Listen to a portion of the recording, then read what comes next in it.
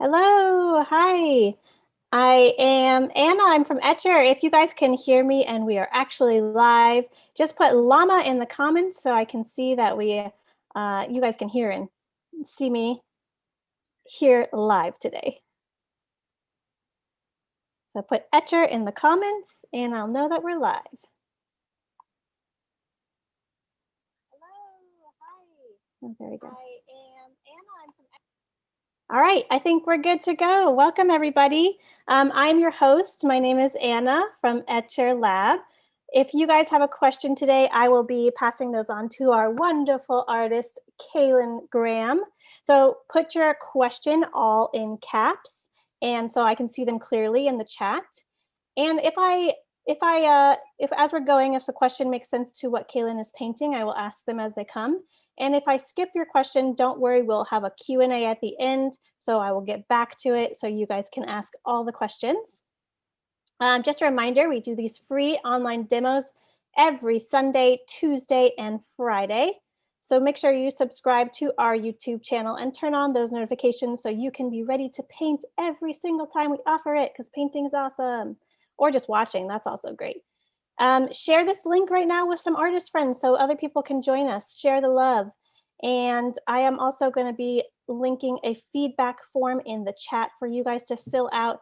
Tell us what we can do better, or if you are loving this live demo, we would love to hear that as well. I will put that in the chat for you. All right, Caylin, I'm going to let you take it away. Welcome. Thank you for being here today. Okay, thank you. I'm so excited to be here. I'm just going to start with kind of talking about this painting I'm working on and how I decided what colors to use, and maybe a bit about my palette and the colors that I have, and then we'll go from there. So right now I just have like the outline of the bird and the circle, and that just, I'll start usually by sketching in pencil, and then I will outline it with a watercolor and then erase the pencil. Because I don't really, like, personally, I don't know, for some reason I don't really like the look of the pencil, so that kind of helps with that and then gets my colors kind of started. So and just real quick, if you guys need that reference, we have the sketch for you available in the link down below, and also the reference photo that Caylin's using. So I will go ahead and post those in the chat so you guys can have those on hand. Yeah, perfect. Yeah, so this is the painting that I'll show you how to make today. So I'm kind of thinking about complementary colors and a color scheme that's going to look good with, especially with how vibrant a cardinal is. So with how warm this red is, the blue that's kind of subdued in the background is going to bring out that vibrant color. So that's like the main thought I had.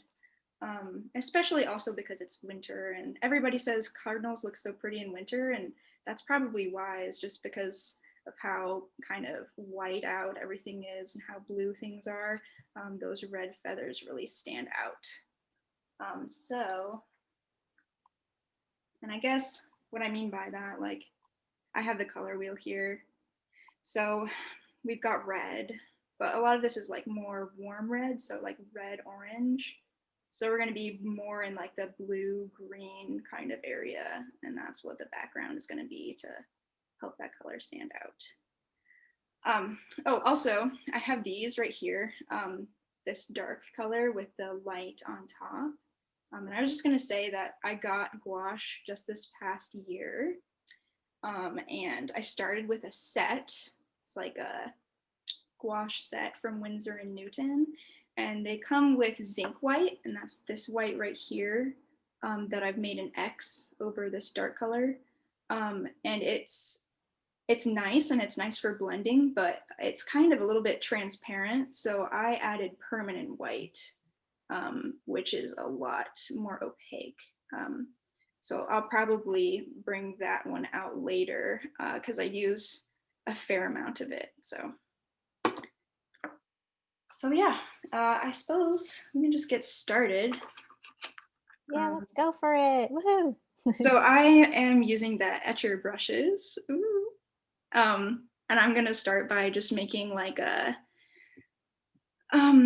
just kind of a wash, like the underneath kind of colors. I just do that because it makes things a little easier for me. I like to get the color out on the page, so I'm not so afraid of just that like blank sheet of paper. So I'm just gonna lay the red down. And my palette is just this ceramic tile from Menards. I actually like this the best because it cleans really well.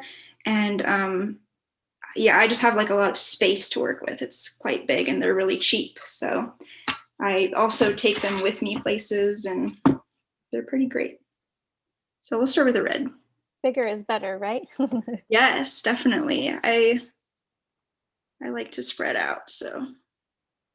So are you doing just dry with a wet brush? Yep. Yes. And I just have kind of a mix of two reds, one that's a little cooler and one that's a little warmer. But I'm using more of the warm one for now. But I'm just gonna kind of fill this in to get our underneath layer started.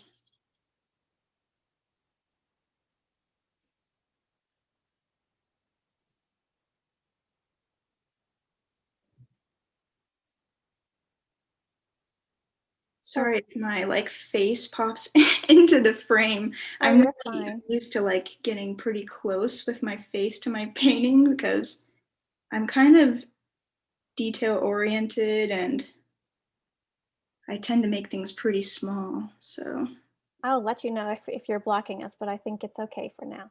cool. So by blocking in the color, it kind of takes away that anxiety of like starting the painting. Yeah, for me it does also like I just kind of like to see where the painting is going color wise. And I think it kind of, an underpainting kind of helps me with that. Um, And you're using the watercolor right now, and the gouache will be for the final touches later? yes. So I originally, I guess in school, I am a oil painter. Like I really like oil painting. But, you know, I have a full-time job and I live in a small apartment right now. So oil painting is pretty messy and takes a lot of time to do. So I don't do as much of it, but I do love watercolor. It's just quite different in the way that it layers. You know, you're usually going from uh, light to dark instead of with oils, you're going from dark to light. Mm-hmm. And I like adding those light layers at the end rather than working around them all the time. So I was kind of finding ways to cheat, I guess, but I don't find it to be cheating. I think it's just kind of for me, it's just the way I like to paint. So I was adding like, you know, maybe a bit of acrylic on top sometimes or ink or whatever. But then I found gouache and they really work together quite nice. Since gouache is water soluble and it is matte, they layer together really well. So, And we're going to see that later, how you put that all together. I'm excited. yes, I am too. So I'm putting in the blue for the background now, which later will be more gouache than watercolor, but like I said, I kind of like to just get everything in there in an underpainting in the beginning. Maybe that's also because I do that with oil paintings. I don't know, but it just kind of helps me get started.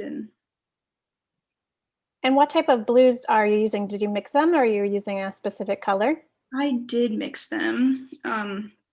I believe it's like cobalt and, oh gosh, I'm gonna have to check on that one. I can't remember quite the name of it, but I have it right next to me. So once I'm done with the wash, I'll grab it. Yeah, no problem.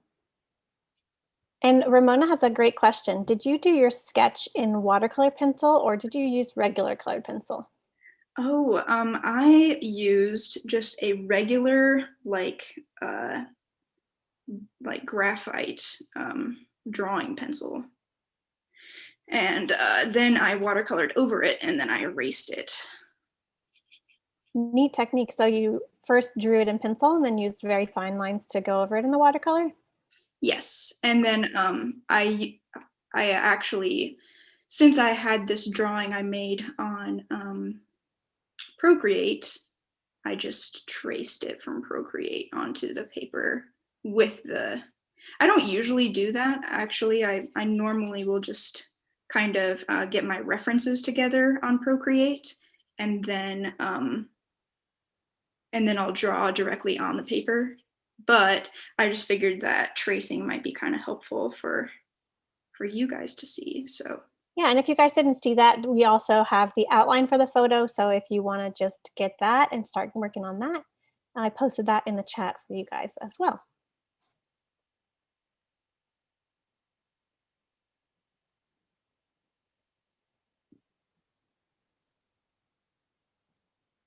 okay.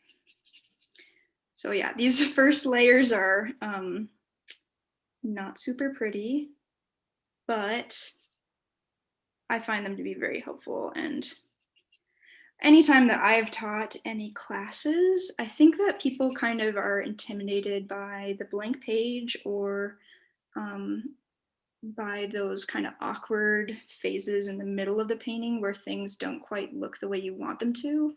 And you really have to like push through those stages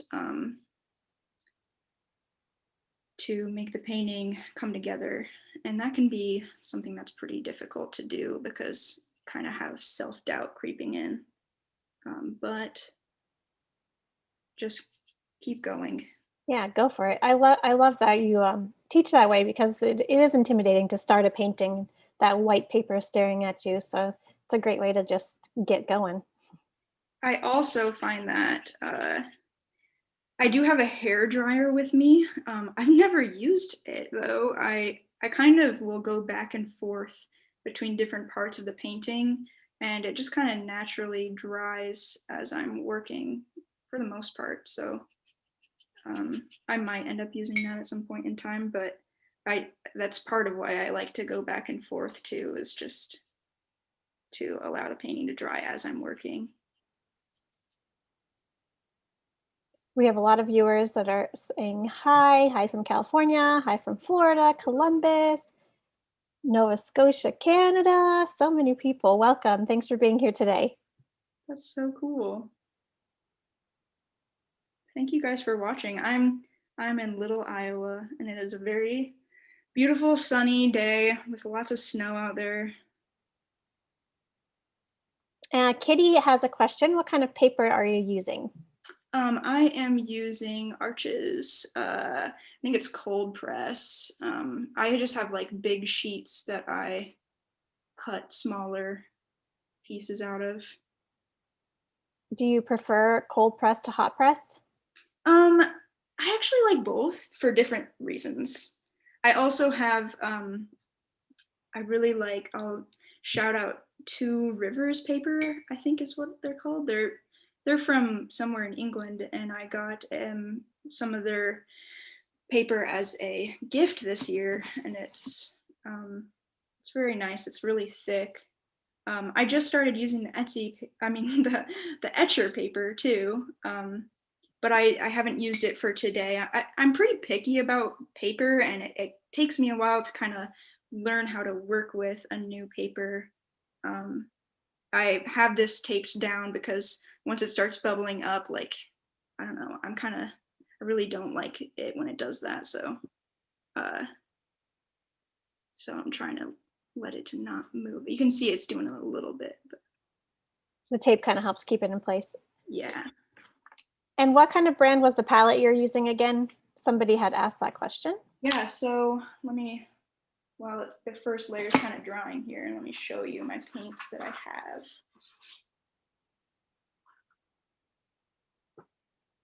Okay, so I have this Sennelier, I think is how I would pronounce it, I guess. I think that's correct. So it's a whole set that I got. This is just one color of it. And I mainly work from that. I've been using it for a long time, so I started kind of trying other brands, and then I started using some Winsor & Newton watercolor, and it's all tubes. I've actually never used pan paints. I really like the tubes, but I'd like to try the pan paint sometimes. I think that would be fun for like painting in plein air. So Winsor & Newton, Sennelier, and then I have this is the Gouache set, and that's Winsor & Newton. And like, for anybody that didn't hear in the beginning, I said this particular gouache set from Winsor & Newton comes with zinc white, which is good for like mixing lighter colors and things, but it's not super transparent. So at first I was kind of struggling with it. So then I did some research and I bought this. It is permanent white and it's a lot more opaque. So I use quite a bit of this color. And for your background, you were not mixing the gouache in there yet. Not yet, but I will be later. Yeah. Okay. Okay. Also, I will say that I usually will have like a scrap piece of paper off to the side where I'm testing my colors and kind of getting excess watercolor off my brush. So this is the one from the finished painting. You can kind of see the colors I've used. Okay. So now that this is pretty dry, I'm also going to go in and kind of give the eye and the feathers that are around that area a little gray wash too.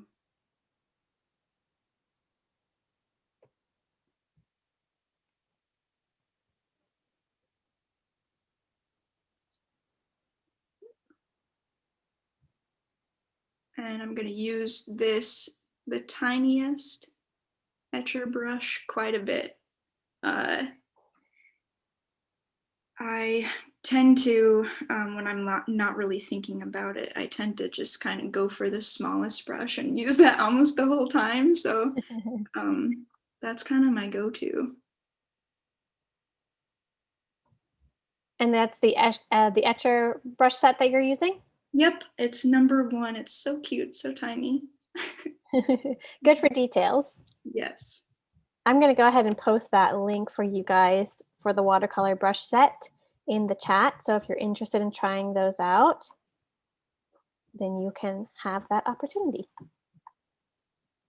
And if you're painting along, we do a contest every month. So hashtag Etchr mini workshop, and you can be entered for a $50 gift card voucher in our shop. So if you want to try those brushes and you're painting along with us today, post your work. You might have a chance to win it. I'll put that hashtag in the chat for you all as well. That's exciting. I really like these brushes. They're quite nice. I've actually never tried like real, what do you say, like real hair brushes. I've only tried synthetic, and I don't know, I like the way that it loads the colors and how it feels and how they're kind of like stiff or like a little firmer. They're not just like mops kind of. Mm-hmm. You feel like you have a little more control with it? Yeah, I would say so. So on the reference in one of the pictures, I'm kind of like looking at several pictures of cardinals. I don't really like to, unless it's my own personal photo that I took, I kind of like to have a collage of different reference pictures so I get a better idea of the anatomy of the animal, the bird I'm drawing. So I can see that his legs are they kind of still have a bit of that like reddish pink in them. So that kind of shows through. So I'm going to add some of that into the legs. And at this stage, like it's pretty okay that things are kind of blobby or colors kind of run into each other, because there's still a fair amount of control that you have, and the gouache helps with that later too. To kind of clean up the lines. So you don't have to be afraid, you can go back in later. Yep. Awesome. More so than you could if you were just doing watercolor, which I like. I tend to be a little bit messy sometimes, so I'll be honest.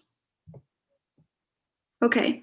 So like I've said, we're working from light to dark, so that's why we started kind of light here. But you know, we can still add some light at the end because of the gouache.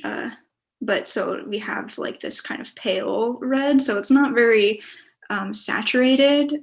And as I'm looking at the reference, there's some really vibrant reds, and in some areas it's like really warm.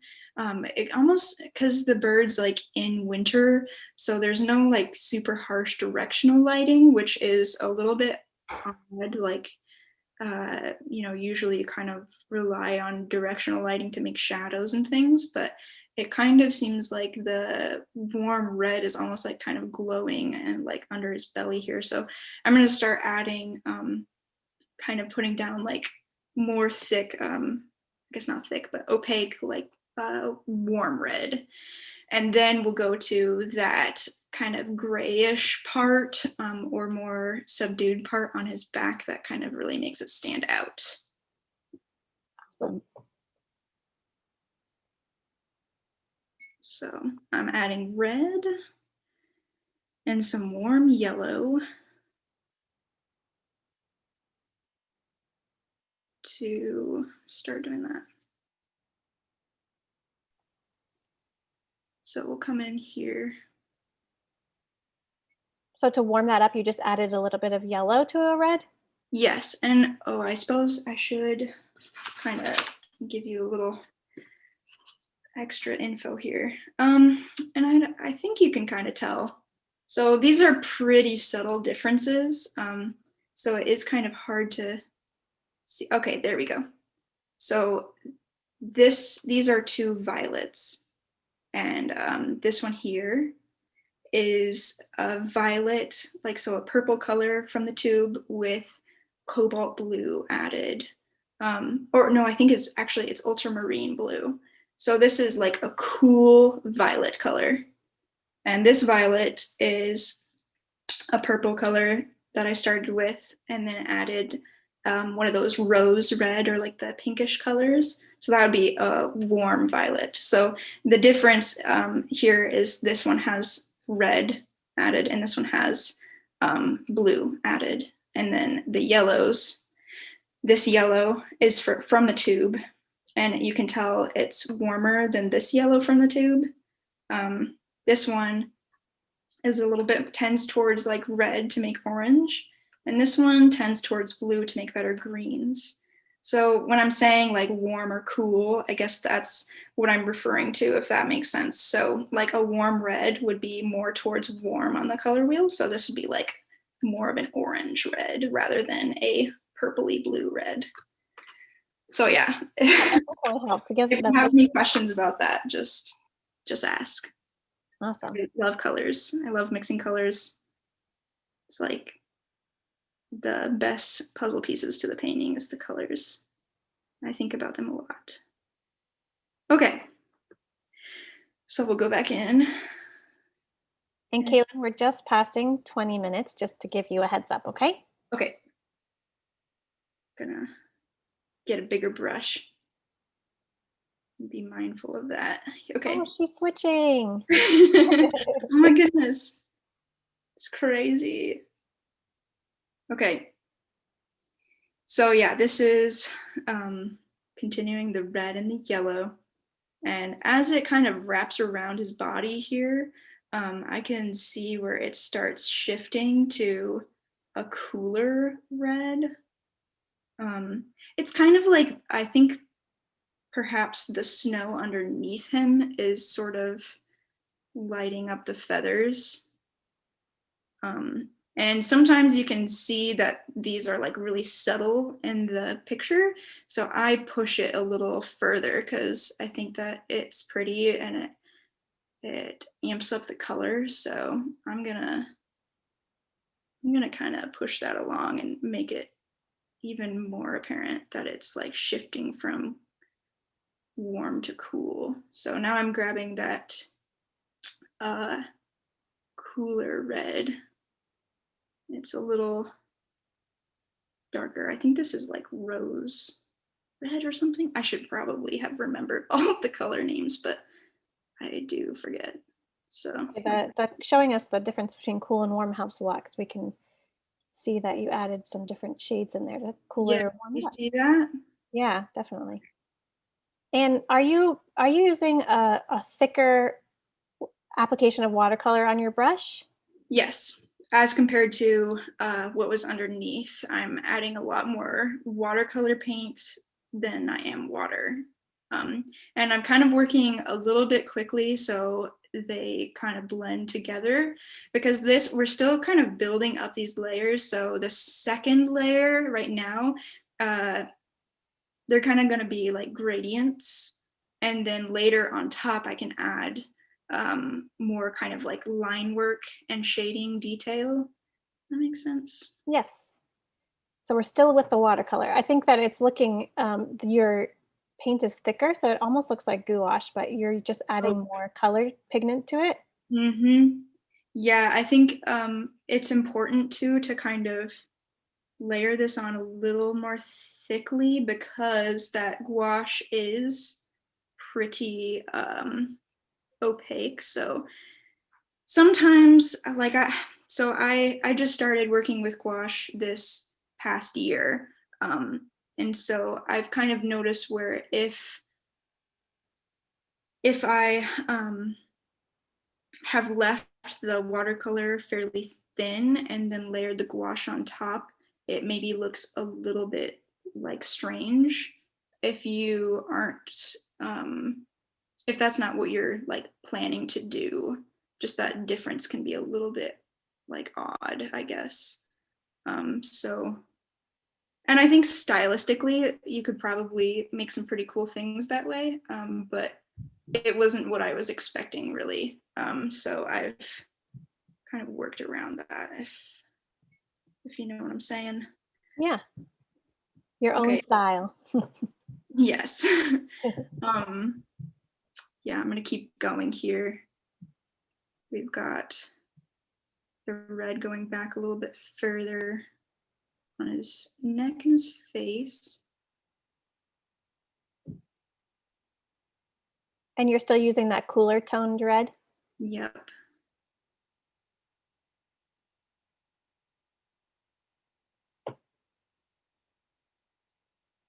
I wonder how many people in the chat, since they're kind of from all over the place, how many people have cardinals in their area.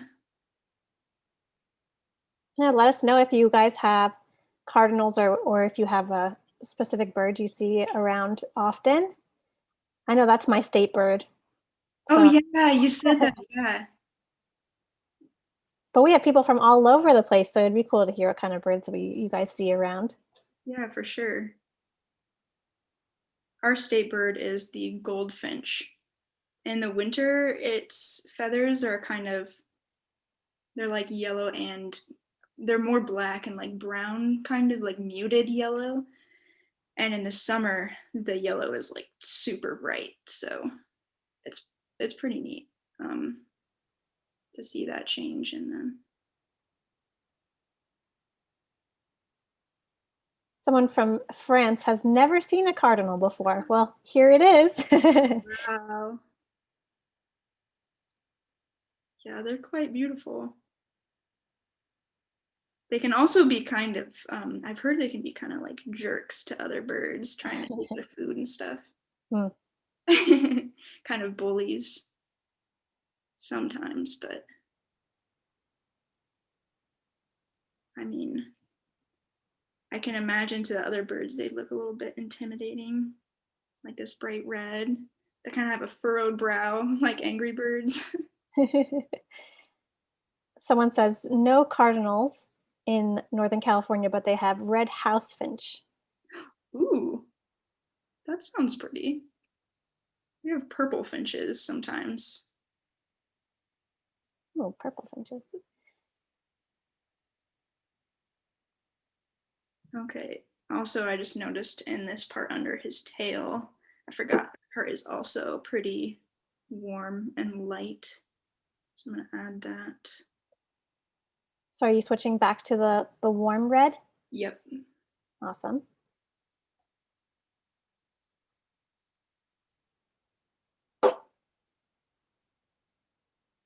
And I'm just going to go ahead and mention your mini workshop that's coming up. And Yeah. I believe you are doing a similar bird in the mini workshop. Yes, I'm doing the female cardinal, so their feathers are a little different. So if you're here doing the male cardinal, you'll have a chance to join in the mini workshop and do a female cardinal. You'll have a pair. How Yeah, sweet. they kind of go together too, so. I'm going to go ahead and post that mini workshop link in the chat for you guys. Please sign up. It's limited seating, but there's more time to get into some of the details, which is really nice. So please join us for that.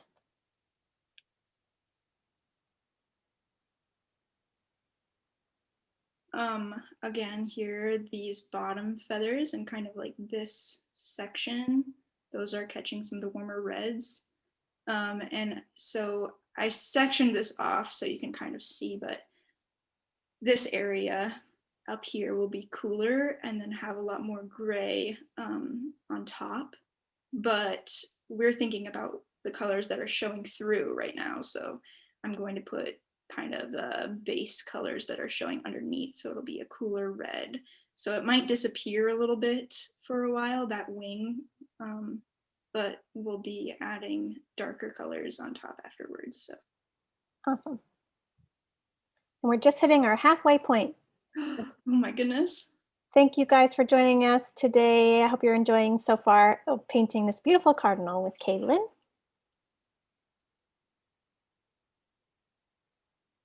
Yes, thank you for coming on and watching. This is so much fun.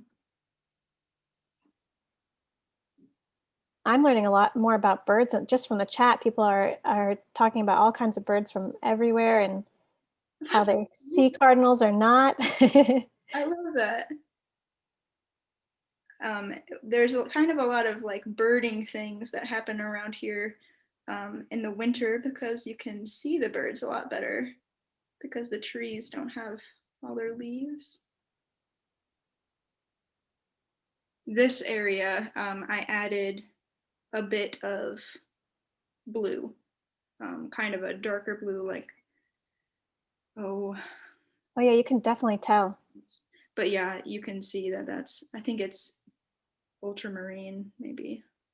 Do you use a cooler toned red to make those shadows? Yes. So that was the cool red and the blue. And I'm going to be doing a bit of that up here too.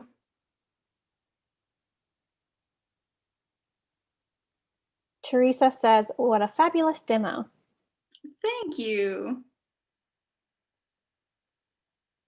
Okay, so yeah, I have I've taught classes and I love teaching classes.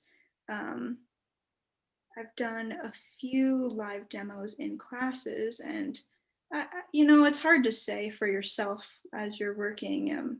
You're so focused, but people have tended to say that it helps them to watch someone else go through and explain all of the steps they're doing. So it's fun. I love painting, obviously, so it doesn't bother me one bit. Okay, so like I said, this is kind of matching this area. And that's okay because you're going to go in later to add some more detail in there?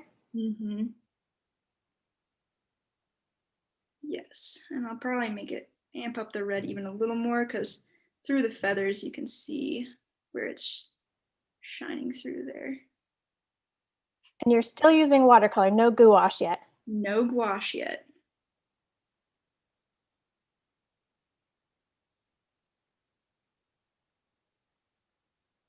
Okay, so we'll let that kind of dry for a minute and I'll show you here. Ooh. There we go. So you can see the parts I've added underneath the line work that I've done and where it goes from cooler into warmer and the red that shows through in this kind of darker area. And then what we will end up doing is towards the end, you can see these little parts where the blue is reflecting off the feathers and the lighter line work, and that will be in the gouache. We have a great question from one of our viewers. Mm-hmm. They said, this is a very unique way to create a watercolor background with a very noticeable variation. Is that intentional that you're creating that variation with the colors? Yeah. So if they're meaning like how you can Wash. the like where it pools together, I'm assuming that's what they're saying. I think the underwash on the bird, on the cardinal, Oh, how you change the color, but it's very noticeable. There's the warm color underneath, and then it goes to the cool red. Does that make sense? I think so, yeah. Yep. I mean, yeah, it's that's what I'm thinking about a lot of the time is shifting warm and cools. That brings a lot of contrast into the colors, so it just makes for a more kind of glowy, magical piece in the end. And I do like to let kind of these colors be textural and pool a little bit because it is a winter scene. So something about these natural shapes kind of remind me of frost or snow, which some of them will get covered later. And I'm not too concerned about that. But either way. And actually, the question was about the background, so my bad. I'm sorry. You No, it's okay. answered the question correctly. Sorry, guys. I just answer both to be safe, you know. Yeah. Thank you for that question.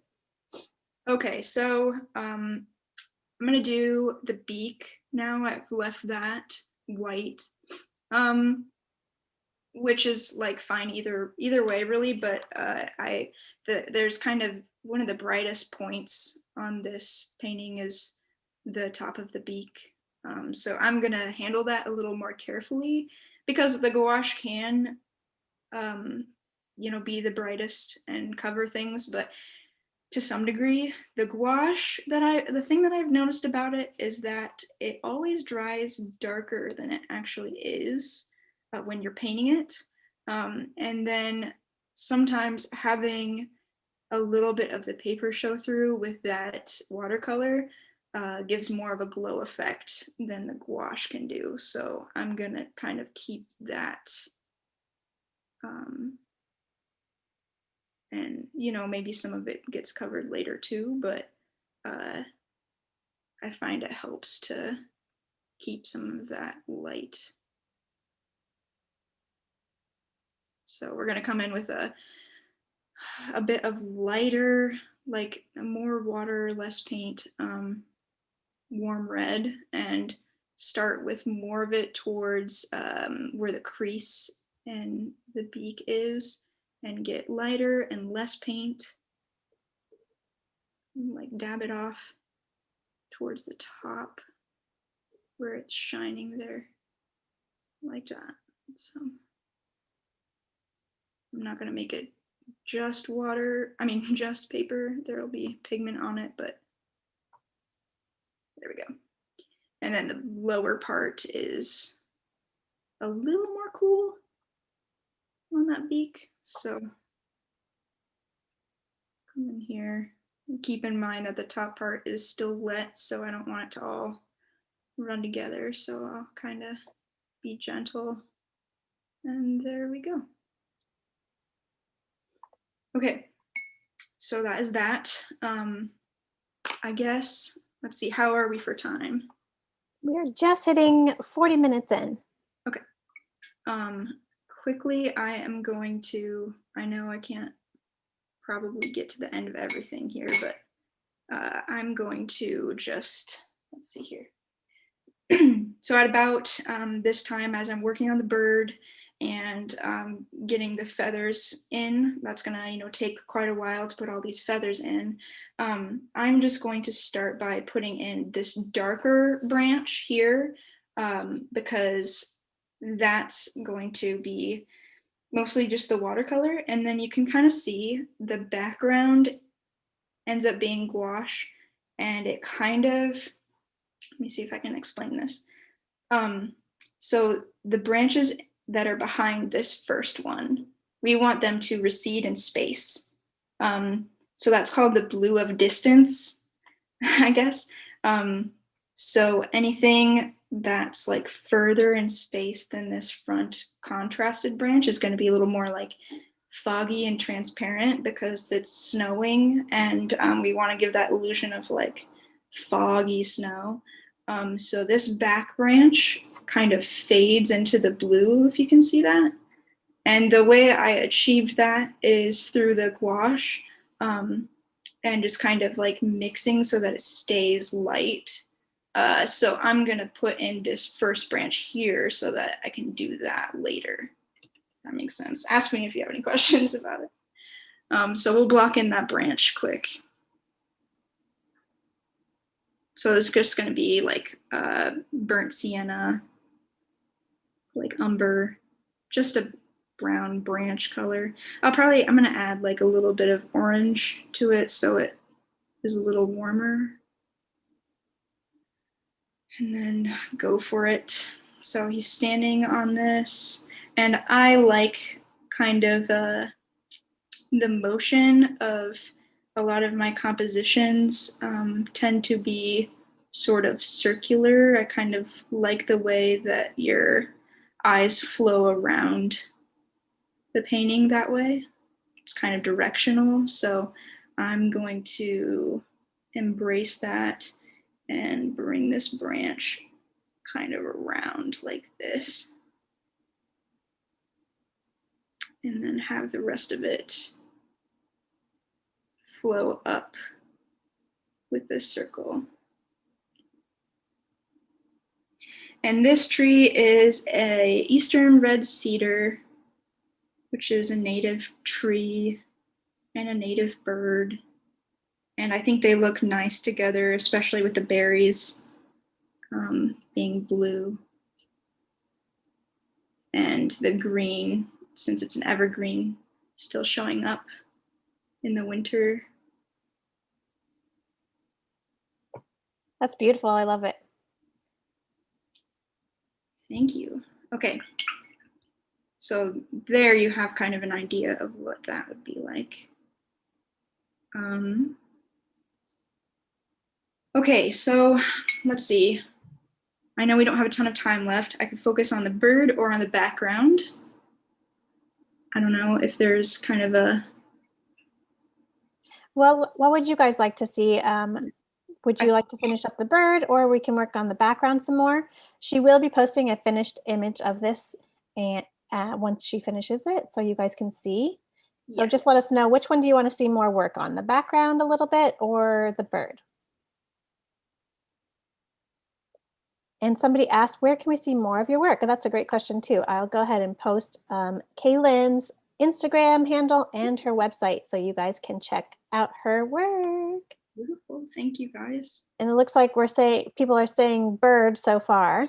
Okay. And we can always go over a little bit if we finish the bird and we want to go back to the background a little bit. Oh no, we have background now.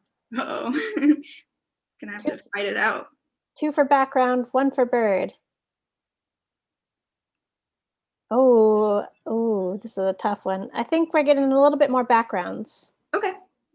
Well, that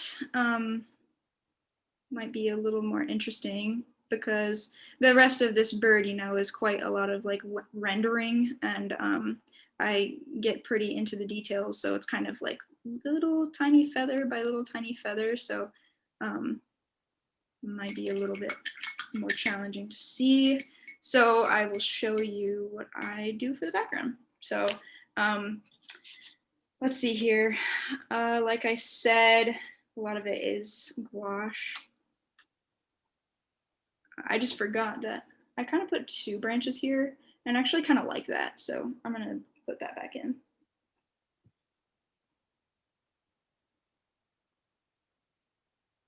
Okay. It's kind of like this. What's your normal flow? Would you continue working on the bird at this point and then head back to the background? Usually, yes. I do the background generally towards the end, not for any like particular technical reason, I guess. I mean, other than it's good to work background to foreground, I guess. So really it should be the opposite way. But I oftentimes like to kind of trick my mind into being super excited. So like if I have the rendered part finished, or parts of it finished, like, oh, that bird's eye is looking really good, and then I kind of am pushed to continue, I guess, if that makes sense. So then I'll work in the background. Well, it's both, it looks like there's back and forth between the two. So really whatever you would choose to do to show us your workflow would be fine. So I'm getting that permanent white gouache now, and I'm adding, I guess there is something that with the background that would maybe be nice to show you, since we are talking so much about gouache and watercolor mixing. So I'm gonna mix up a big puddle here. So give me a second.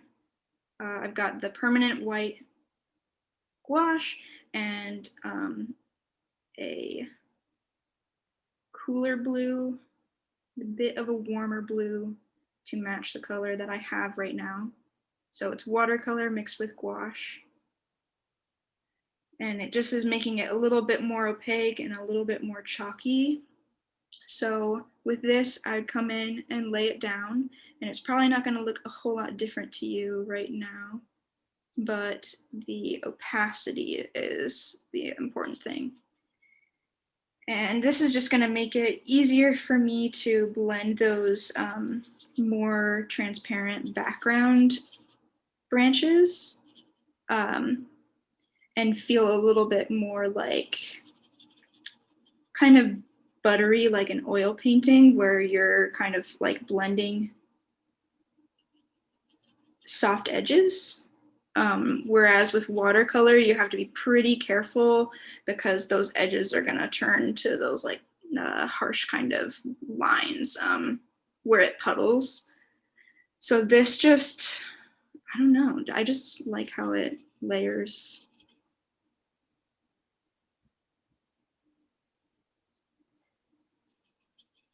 So I'll just start here in this area. So now that I have it down, I'm gonna add some more white actually, because like I said, it dries darker, which is kind of strange. I actually was watching the live video, I think yesterday, that was posted on your YouTube and Etchr's, and they were doing acrylic gouache, I think is what they were calling it. And that artist said that acrylic gouache doesn't really have that problem.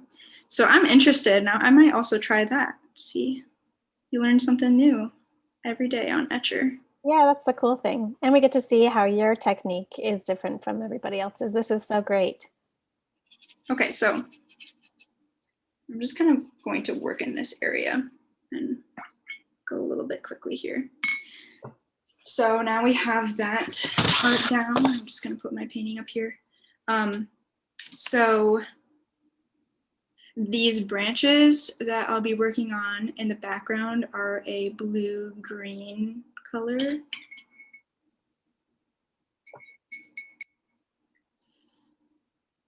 So is that layer you just put down to kind of help with the next layers as you put them down? Yep. So that layer of gouache is just going to make it a little easier for me to blend the soft edges on this branch. I like how you described it as like butter. So you want that Yes. layering. Yeah.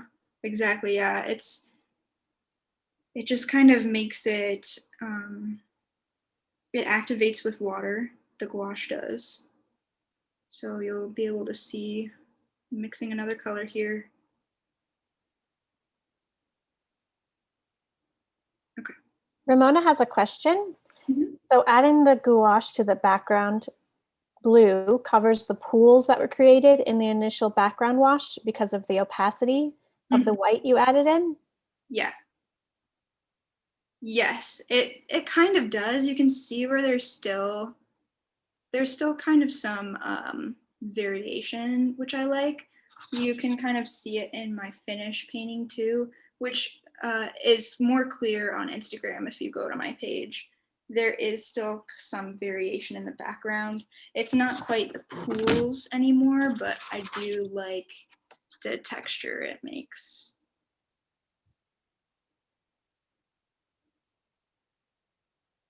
Okay. Great question. Thank you, Ramona. Yes, thank you. So I'm gonna kind of make a swooping motion first.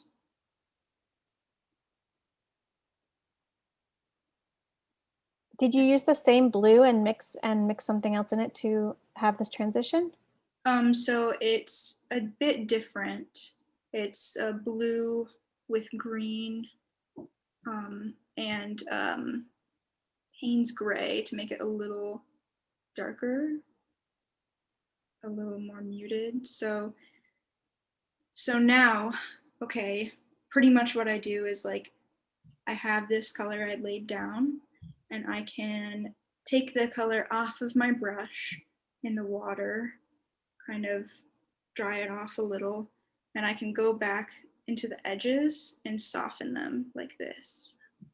Oh, that's cool. This specifically, it's funny because I really don't think about like techniques or anything really. It's just kind of you like figure out what you like as you go. And I guess this is kind of a technique. So yeah, I can go in and pull up those edges and make them soft. I hope you can see what I'm saying here. Yeah. See? Okay. It makes it look like it's faded to the background a little more. It's very cool. Yes. So yeah, so that's what I would be doing with all of the little branches. Some of them I've left a little more crisp because it's kind of like coming towards and moving away from the viewer. But so this is, like I said, Eastern red cedar. So I've kind of looked at how the needles, I guess you would call them, the branching, how it looks, and then I'm just replicating those shapes, just having fun with it.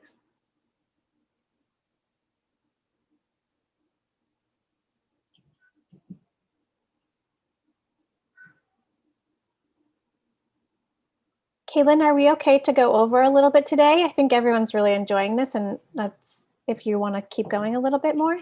Yeah, if everybody else is good with that, I will keep going. Yeah, my paintings do take me quite some time, even when I try to simplify and make them, even when I'm working small, I find that I do work a little slow. I just really like detail, I guess, so that's the point of the painting that I have the most fun in. Just the detail.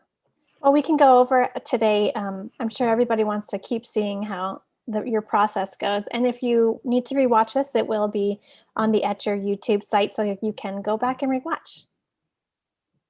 Yeah, that sounds great.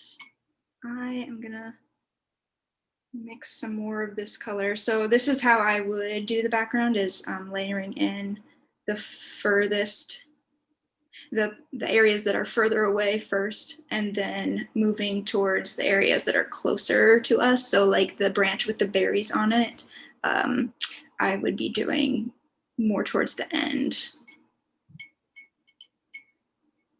with thicker paint and gouache. Ooh. Okay.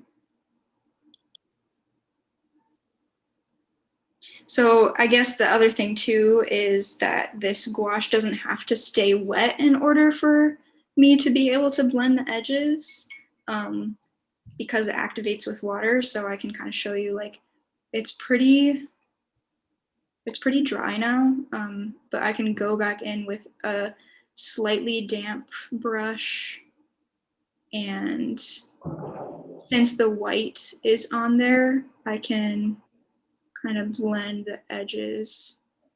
And I know that's pretty tiny, so I'm not sure how well you can see, but.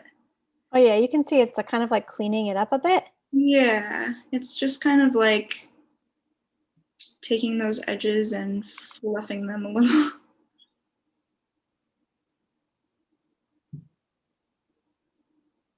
So yeah. And I suppose I can. And that was just a wet brush with no paint on it? Yes. Yep, because it's activating that white paint underneath. Ah, so that's a perk of gouache. Yeah, I would say so. I just really like how it works together and how it looks. You can't really distinguish the two all that easily, I guess, because they're both they dry matte, and they are water soluble, so they both blend into the paper.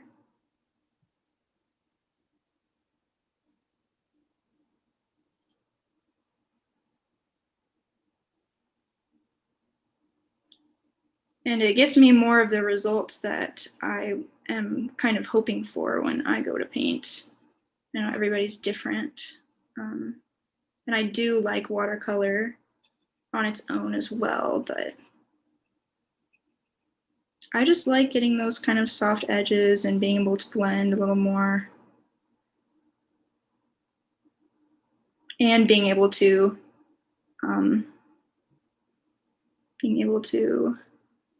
hold on a second, see here, do this where you can add the little snow later.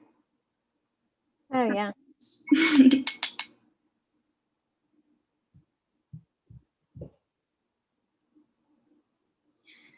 I'm going to go ahead and post our survey link one more time for you guys and Caylin's mini workshop. So if you're really enjoying this and you want some more one-on-one time with Caylin, the mini workshop is limited seating. So sign up for it, and we will be painting the female Cardinal. So you'll have a matching pair for that. And the survey is just a chance for us to see what you guys are liking about our demos and anything we can improve on. So please fill those out for us. And we're going to go a little bit over today. We're just on the hour now, but I think we just want to see some more of the magic happening. So I post those in the comments for you guys, and stick around if you can. If not, this will be available as soon as we finish our demo. Thanks for joining us today. Yes, thank you so much.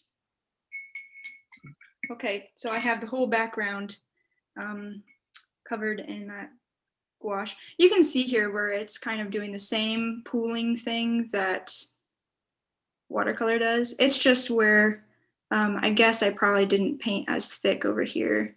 I'm gonna cover it up, but it's happening over here too, which is nice, and I'm gonna leave it. So you like that kind of textured look? Yeah, I would say so.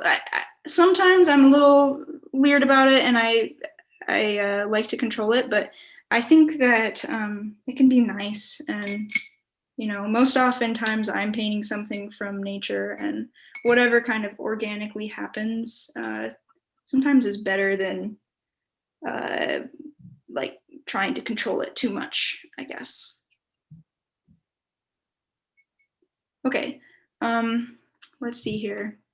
So I can keep working with the background, or let me do one of these front branches. So once that back part is done, I can come in here and I'm going to grab some green for the needles.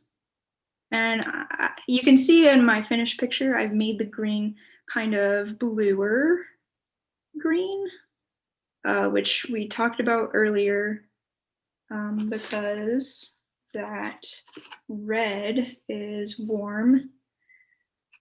Normally red right across from it would be green, so that's the complementary color, but here it's kind of a red orange. So we're gonna go a little more green blue just because it's, you know, it's a winter scene, everything is really blue already, and it's just gonna make that golden red stand out more. So that's kind of what I'm thinking about as I'm painting this here. So I'm just gonna come out here with this blue-green and start making those needles. And the blue kind of helps push it in the background a little bit more. Yeah. What was it called? The blue fading to the back that you said earlier? I said the blue of distance, and I honestly don't even know where I have heard that before. I guess it's kind of poetic. I don't know. Yeah.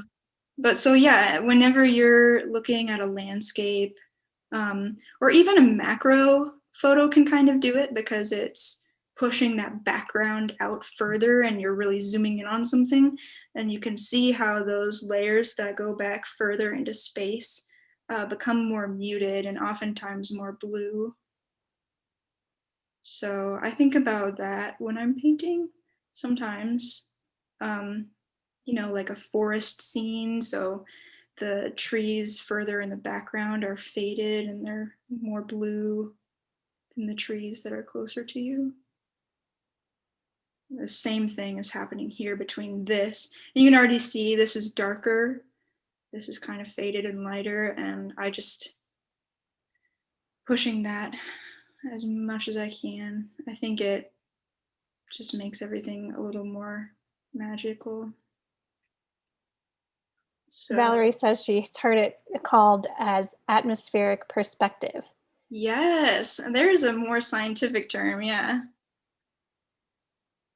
I like yours too. It's very, you're right. It's very poetic. It's like, I liked the way you said it too. Yeah, thank you. Blue of the distance. Okay. So that would kind of be how I'm doing the branch.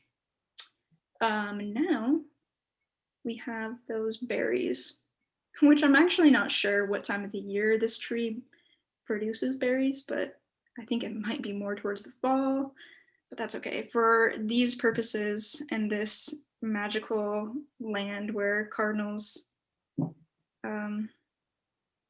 are resting in the winter in a tree, these berries exist right now. I just think they're so pretty. And what color are you using to add those in there? So I'm going back to the gouache again, and I am adding some of this same blue I used here, and then a little bit of a warmer blue. So like that ultramarine, and I'm getting it pretty thick on my brush. I think you can maybe see if I hold it, maybe. It's pretty thick, so it's opaque. And now I'm gonna, because I'm adding it on top. So I'm gonna add it on top, and add a berry here. And we're just gonna get that flat color on there. And then once that dries is, around the edge, will make a darker color that kind of slowly blends in until there's that lighter highlight in the middle, which makes it a lot more of a spherical shape like that. So there's one here, another one here. I'm just kind of putting them wherever I feel like they look nice. So there's two, so we should probably add a third. Because when you're placing things too in a composition, you kind of want to think about balance. and not having everything so even. So odd numbers are good. So we'll put 3.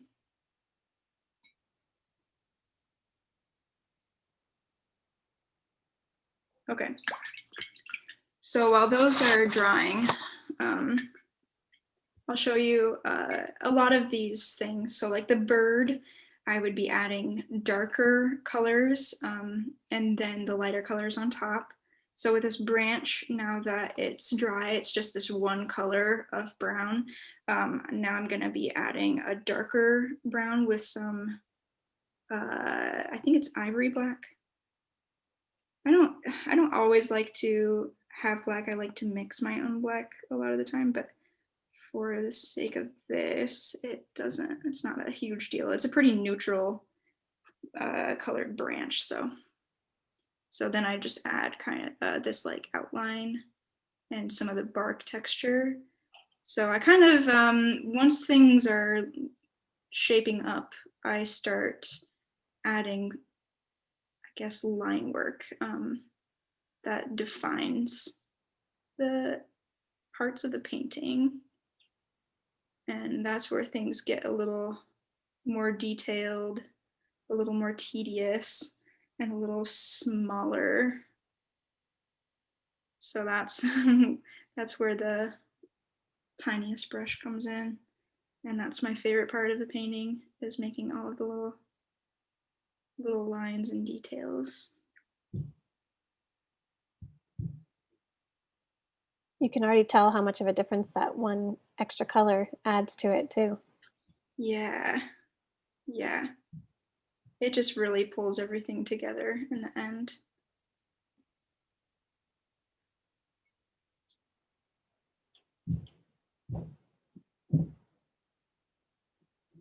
And I've tried to make some time lapses, and I don't know, it's kind of funny.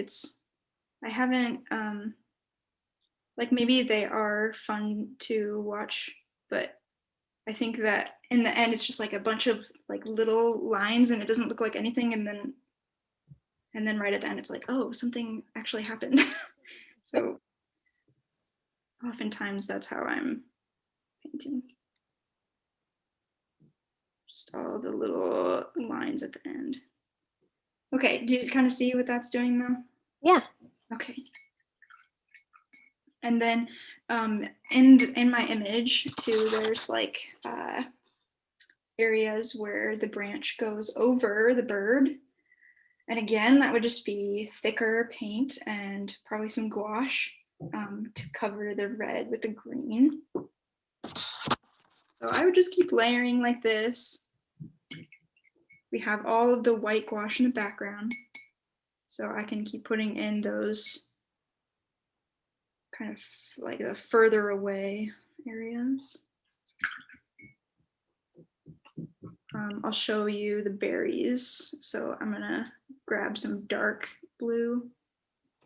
See, I surprised myself. I still didn't have to use the hairbrush. The hairbrush, the hair dryer. I don't know. I guess I just don't really run into that problem very often, but I think a lot of people do use it. So I'm gonna do this dark circle. And then just like how I can do this in the background, making it soft. This here has gouache in it, that circle. So I'm just gonna wipe the pigment off my brush, have my brush be slightly damp, and I can start to blend the dark into the circle. And maybe there's not enough of the dark color, so I'll go back and add some more.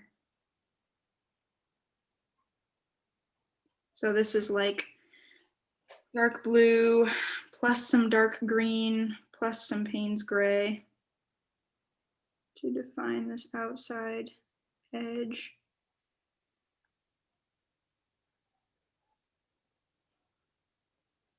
Yeah, you can kind of see that. Yeah, it starts to pop out a little bit more. And then once that started happening, I can grab that permanent white gouache and Very good. and then do the same thing with that. And I kind of dab my brush off, I blend it in with this, do a little more of the white, blend it in. And then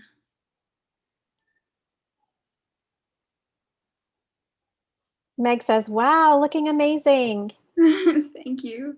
At the end, there's just a highlight there. So that's how I do that. Awesome. Let's see. Should we do a few details on the bird? Yeah, I was just thinking that. Just so we can see a few of the details and see how you would paint on all those. Yeah, I'll show you kind of the next step for the feathers on the bird. So if you could imagine, if you could just imagine taking those, like, the darks off and seeing this underneath.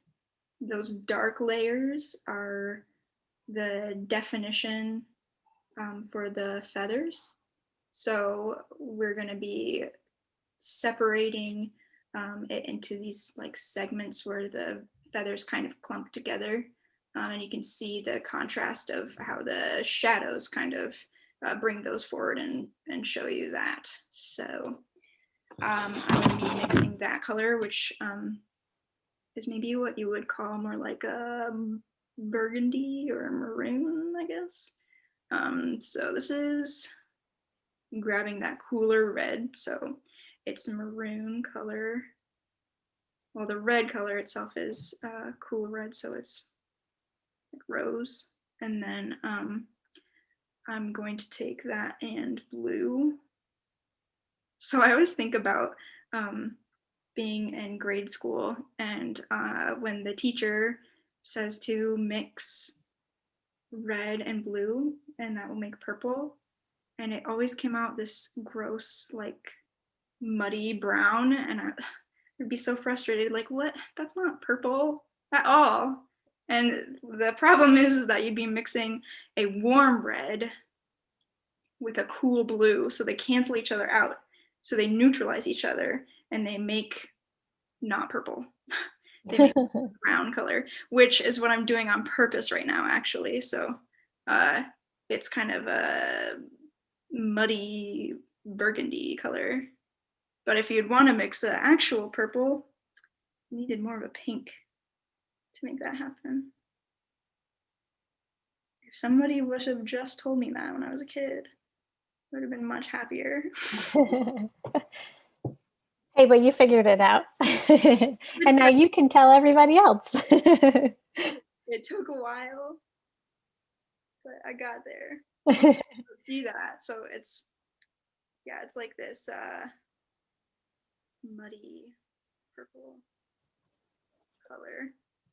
And I'm just doing what I did earlier, I guess, with the first layers of the bird. So I'm making those gradients.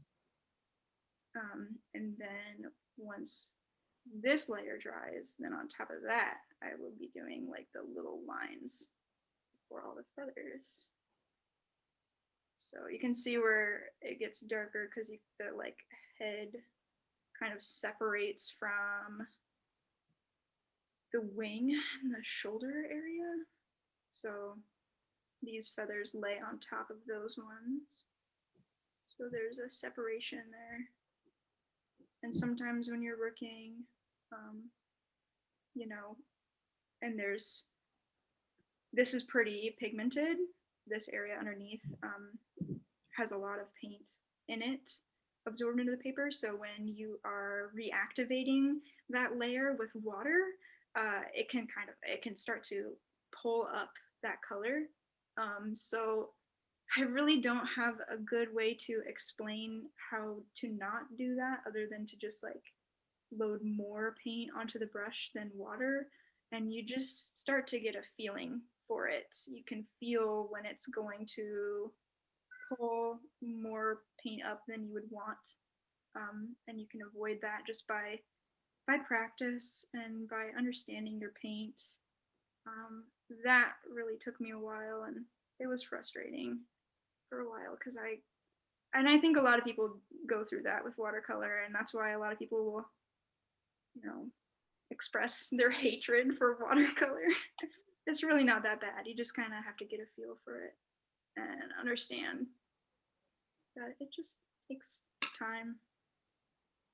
Yeah, that's definitely worth mentioning too, because I know people might be frustrated, but just taking the time and practicing with your paints is a really great tip. Yes. And start small, you know, like I guess I would suggest like starting small, and I always like to have students color match first. So going around your house and finding an object and then trying to match the color of that object and making a bunch of little swatches, or like, this is the color of the sky on January 17th, or have a little swatch of that. And then you start to get more comfortable, and it just takes a while. That's a great idea. 2021 challenge, paint the sky every day. Paint a little square of the sky every day in a sketchbook. That would look so cute when you're done. Okay, so then I'll come down here and add some over here, and this area sections off. There's feathers at the top of the shoulder. I guess I don't know bird anatomy. The top of the bird's shoulder, and then where the wing fans out under here is like longer feathers.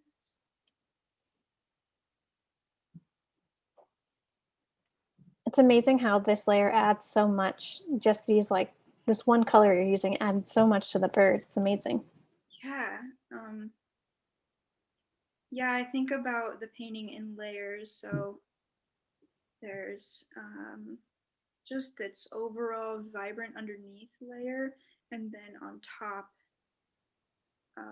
is where I start to define the shapes. So yeah, you can see how it's starting to shape up here.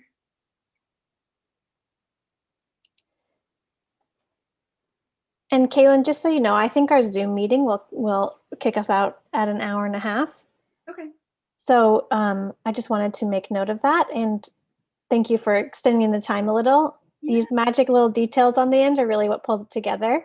Yes. And we'll be posting this finished painting of Caylin's so you guys can see the finished work. And if you're painting along, add in those details and send us a picture of your finished work. You can hashtag Etchr mini workshop, and we can see your work on our Instagram or our Facebook, wherever you want to post that, and you'll have a chance to enter our monthly contest and maybe win a $50 voucher to spend in our art store.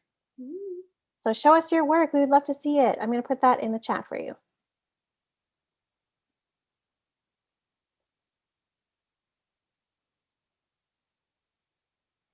Yeah, that'd be so fun, like a whole flock of cardinal paintings. And I do for sure recommend these brushes. So. And also just join us for the mini workshop so you can have a pair of beautiful birds for yourself. I'll post that in the chat as well. Yeah, I guess I can kind of show you too. It might be hard to see, but this, oh, no, you can see it. So here we have, you know, the male cardinal. Sneak peek, sneak peek. This one will be the female, so they kind of are looking at each other.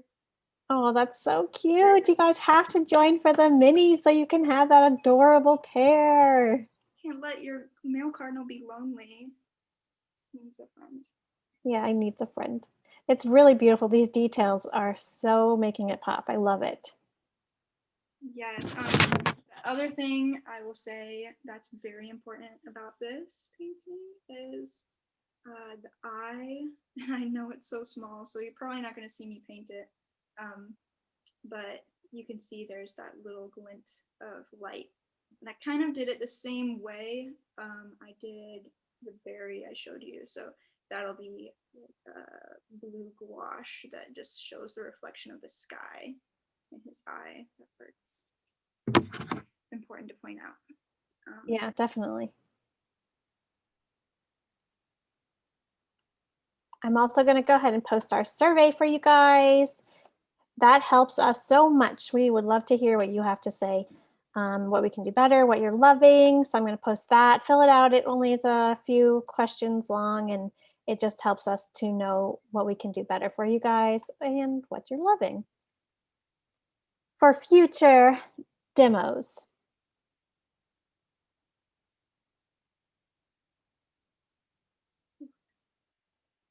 I can't really breathe or talk when I'm like making a very precise line. So That's a good tip. Hold your breath when you're doing the fine details. it's probably best to breathe through it, but not always how I am. Okay. You gotta, it's for the art. You gotta hold your breath for the art. Yeah. Also, there are some areas where the feathers kind of make little tufts like under his chin, and you can do that over the white. Just have to have enough paint. So I'm using some black gouache, and then it has a little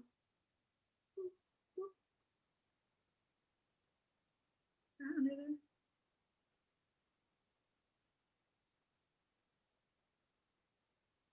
And then I would be using this. I can use both black watercolor and black gouache, kind of either. And then going in and, defining the eye. And then I'm going to go back and get that dark burgundy purple. And I'm just mixing all while I go. Some people like to have all their palettes mixed up beforehand. You can only do that with watercolor so much, but I do like mixing as I go. So here's what I was saying about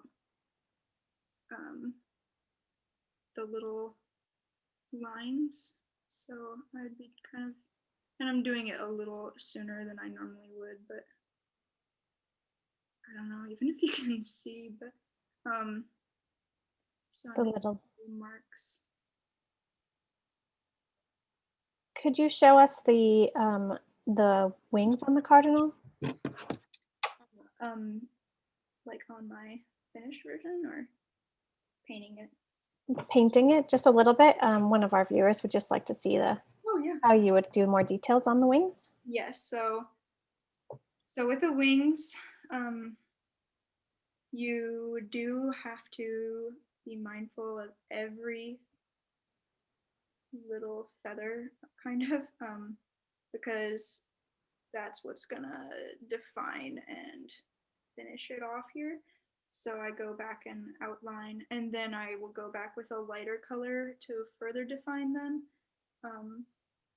Usually with like fur or hair, you're focusing on doing it in chunks, kind of, so it doesn't get too overwhelming of like each tiny hair. But with feathers, it does take a bit of patience because you do really need to get the shape of every feather in there, I would say.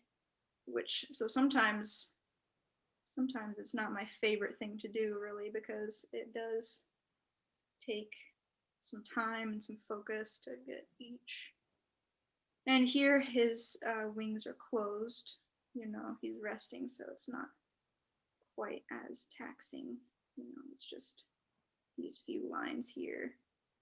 But when they're really spread out, it can be a lot to keep track of. But So I'm just starting to get that in, and now you can see it's like really contrasted, but this back area gets dark, so I'm just gonna add some more dark.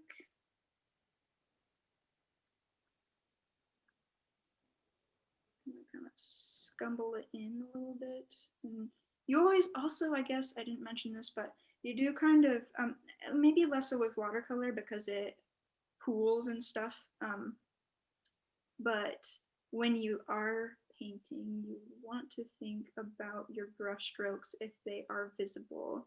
So if you have enough paint on your brush that you can see your brush strokes rather than it pooling, you want to think about the direction that you are painting in and making sure that it's following the form. So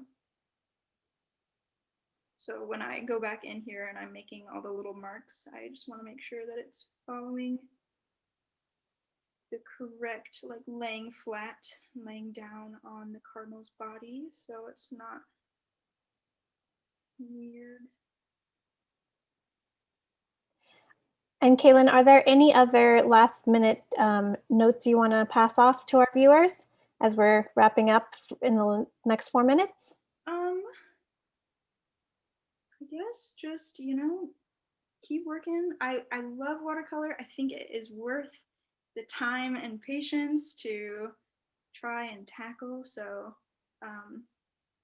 yeah, I'm just really excited for the mini workshop. So if anybody's interested to come back with more questions, I'd absolutely love that. And I'll be able to delve a little deeper into the final phases, and I'll be talking more about color and muted colors. It'll be great. Yeah, so I'm going to post that one more time for you guys as we are just wrapping up here. Caylin will finish this up and post a picture for us. We'll send that to you guys so you can see the finished work.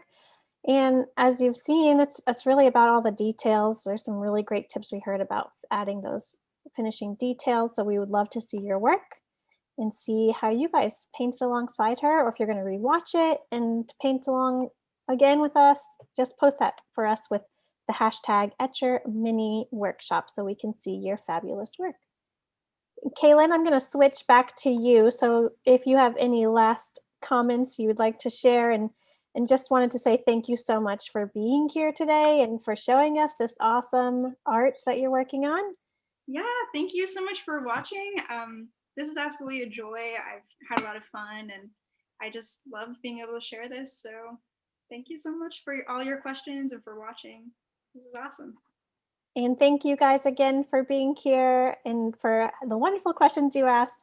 And I'm going to switch it back to Caylin's work one more time so you guys can see how beautiful. Thank you very much. You guys have a wonderful afternoon, evening, wherever you are, morning. So many people are saying thank you now. Thank you, Caylin. One more time. Thank you so much. Thank you. Bye, guys. Have a great day.